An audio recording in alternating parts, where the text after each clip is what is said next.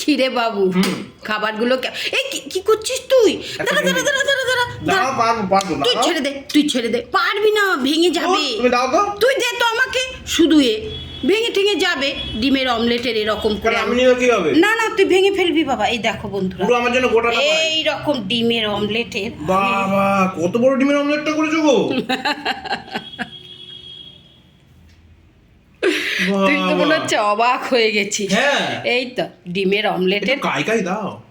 এই রকম করে আমি ডিমের একটু অমলেট ঝোল ঝোল দাও। আর দিচ্ছি তো সব কিছুই। দাঁড়া না, তুই তো ঝোল ছাড়া খাওয়া যায় না। তুই বড্ড হাঁক পাক করিস বাবা। এখানে ঝোল দাও। এ শুধু ঝোল দাও, আরেকটু ঝোল দাও। এখানটা পড়ে ঝোল।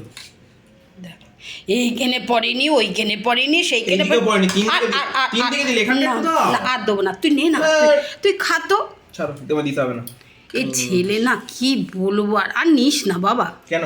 যথেষ্ট তে এটুকু ঝোলে হয়? ঝোল একটু মাখো মাখো করে না মাখো করে না মাখলে খাওয়া যায় না। শরীর রাখ যা, নে খা।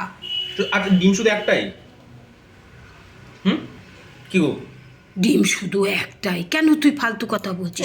একটা চুপ দিয়ে করে খা। পুরো ভাতটা কি করে খাবো একটা ডিম দিয়ে এরকম? তুই ঠিক খাওয়া হবে, শুধু বাজে কথা। আমার মনে হয় না। খা, টপ টপ করে খাওয়া, অফিস যাবি, দেরি হয়ে যাবে বাবা। নে খা।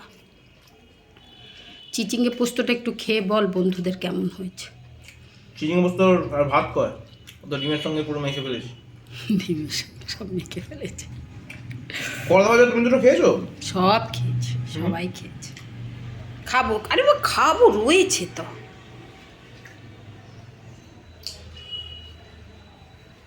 খুব সুন্দর হয়েছে খাবারটা। বাবা, এটা পুরো রিংয়ের মতো কেটেছো। রিংয়ের মতোই কেটেছে।